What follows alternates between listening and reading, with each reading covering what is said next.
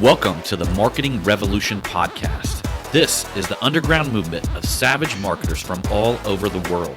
We are not Fortune 500 companies. We are real entrepreneurs with real businesses that have one major thing in mind: to set goals and devour them daily. Because we understand that everyone wants to eat, but only savage marketers are willing to do the hunt. Now let's get this revolution started.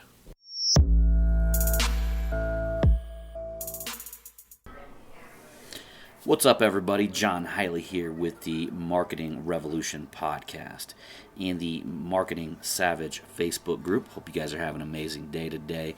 Show you guys we're actually chilling here. We're at a mastermind event. You can see John Fidene in there, creepy looking, peering into the side of the window right there. And for all of you podcast listeners, you guys can't see this. Make sure you join the Marketing Savage Facebook group, because we actually either the video is going to be in that group or it's going to be on my personal timeline on a daily basis. So that being said, Cole, he's like, man, I'm getting out of here, dude. Shit's getting serious over here, man. We're podcasting. So that being said, today's subject we're actually going to be talking about is accountability. We'll talk a little bit about that because, to be honest with you, I'm like many of you guys. I had problems with accountability at some point, you know. I would actually make decisions, or let's just say a so-called decision, thinking that I was going to actually be on the pursuit of some sort of goal, and then things would happen, I would fall off. Essentially, I was actually self-regulating myself, trying to keep my own self accountable, and I wasn't really getting too many other people involved. And many of you guys have heard how I've actually done some accountability hacks. One of the things that I had did previous to actually writing my book, which is The Marketing Savage. Hold on, I had to straighten up the mic there a little bit. But one of the things that I actually previously did was write a check to a charity that I absolutely 100% would never want to give money to. And I'll be honest with you guys, I don't like to get too political on this show, but it was the Clinton Foundation. And not only did I write a check and put a date on it, meaning that I had to have whatever it was that needed to be done. And I'm doing this twice, so I've got one coming up here within a few days where I literally wrote a $5,000 check to the Clinton Foundation and went live inside of several groups.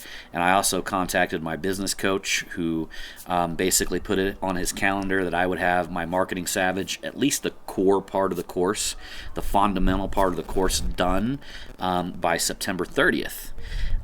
So what I did there is I coupled public humiliation with an absolute something that I would have a disdain to even give any money at all. So I used two hacks right there that actually kept me accountable. So you're lining up public humiliation with something that you absolutely would not ever want to do. So that is one way to keep yourself accountable, but you got to have big ass fucking balls to do that. It took me a little while before I actually first pulled the trigger. I knew that I had to do it to write my book because I tried to write the book once, and I knew that I was beginning to, in my own mind, associating more pain with the writing of the book than the pleasure of actually having a book. So when you begin putting some accountability things in place, like you begin writing the check to the Clinton Foundation, and you begin setting yourself up for some sort of public humiliation, you put yourself in position where you actually rewire your brain to the point where you associate so much pain with the not doing of the work that you connect and you actually do the work. Now that's one form of accountability. The next form of accountability is a business coach. I can't even tell you, that's like half of the power of aligning yourself with a business coach. If you get a good business coach, they're going to strategically take you through setting goals. They're gonna look into what your primary objective is, not only in life but in business. And typically, what I like to do with my clients is set like a 90-day plan. And I don't like to really put anything on their plate above and beyond 1 to 3 big goals that are actually moving the dial forward. And then what we do is we reevaluate after 90 days and we create a new plan, we create a new goal. It keeps it exciting, right? But as a business coach, I literally tell people that if you don't follow through with the shit that I'm telling you to do, that I'm going to fire you, because I'm not going to waste my time. I'm not going to work with people who are not actually getting shit done. I'm in business to make sure that the individuals that work with me step up to a higher fucking level. So another thing about accountability is you got to surround yourself with people that expect fucking more out of you, and demand more out of you. Yeah, that's been a big key. I'll give you another example here. So currently, many of you guys know that I'm doing 75 hard, and I'm just going to tell you guys it's early as fuck. I'm sitting here at a ranch outside of Zion National Park. We're having our mastermind weekend. I woke up, was the very first person that woke up in the house. I was out. I've already done both of my workouts, and now I'm back and ready to start the day. That being said, the accountability that we've got, I'm actually in a group with several other business entrepreneurs.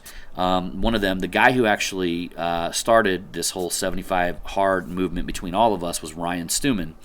And we created a messenger group where every day we all check in, man.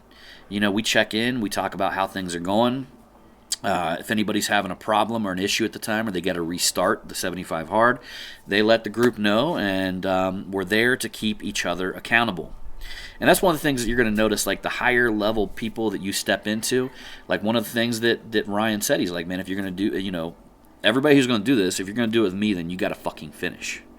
You want to surround yourself with people that expect a lot out of you, that expect you to fucking finish. Okay? You don't want to surround yourself with people that are okay with mediocrity. You're going to be the average of the 5 people you surround yourself with. So if you surround yourself with a bunch of mediocre fucking people, then don't be surprised if you're going to be the fucking fifth wheel that's mediocre right beside them, right? So I mean, if you're looking to step your life up, step your accountability up, step the goals that you're pursuing, and actually make shit happen and move the dial on your business, on your life, then you got to surround yourself with other people that are doing just that. You got to surround yourself with people that'll hold you accountable. A lot of people, they think a business coach is like woohoo. Well, yeah, maybe some of them are, but maybe some of them are. Maybe some of them don't step up and say, you don't fucking do it, then I'm going to have a problem with it, right? You want people in your life that are going to tell you, like, dude, you're not performing at your highest level, and I can see it, and because I see it, I'm not willing to fucking accept that from you. That's the key, you guys. You guys want to keep yourself accountable. You want to make what we call a true decision. You guys see, the word decision is a Latin word, and it comes from cutting off, meaning you cut off any other fucking outcome. If you make a true decision, see, we throw the word decision around like it ain't shit. I made a decision to go on a diet. Well, 2 weeks later, you're not on your diet. You make a decision to at the end of the year, your New Year's resolution, to do some shit here, to start a business, whatever. Then you don't follow through with it. You didn't make a fucking decision. You made a weak fucking promise at best. And the problem is, the only person you're really letting down is yourself, because you never put yourself in position to be fucking held accountable. So if you want to roll like that for the rest of your life, then roll like that for the rest of your life. Like, I don't give a fuck. But if you really want to step up and you want to step your game up to the next level, you do the shit that I just told you to do on this podcast, and you will step the fuck up to that next level. Put yourself in position that failure will be so fucking a dire consequence that you're going to paint yourself in a corner where the only thing you can do is come out swinging, and then you're going to figure out that's what it took to win. Okay? So anyhow, guys, I appreciate you for coming along on this podcast. I got the wifey over here sitting beside me. And then I got James boy over here. Hi, guys. Yep. And for all you podcast listeners, make sure you join the Marketing Savage Facebook group, because I throw a video on here with this podcast. So I try to keep it as audio as possible, because I want you podcast listeners to not be like, what the fuck is he showing me on camera or whatever. So but that being said, join the tribe, join the Facebook group. It's free. It's Marketing Savage. You're going to get all your updates, the things that I have coming in the near future. And we're running some pretty cool contests over there, things like that. And there's just a lot of marketing talk. So anyhow, y'all, I appreciate you for coming along on this episode of the Marketing Revolution podcast. And we'll see you on the next one.